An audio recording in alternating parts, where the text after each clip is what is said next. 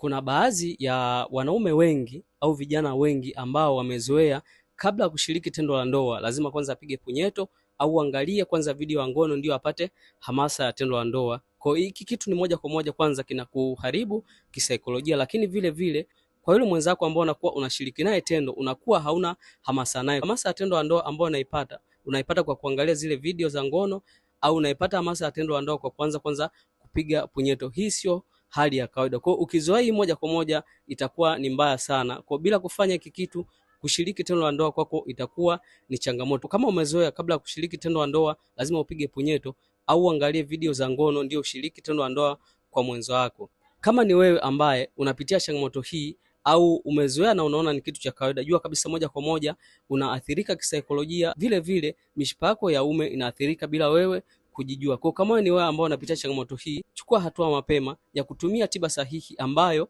itakufanya uweze kushiriki tendo la ndoa bila kupiga punyeto au bila kuangalia picha za ngono. Chukua namba zangu bio ili niweze kusaidia njia sahihi ambazo zitaweza kuboresha afya yako bila changamoto yote, wala bila kutumia video za ngono ambazo umezoea au kupiga punyeto ndio ushiriki tendo la ndoa.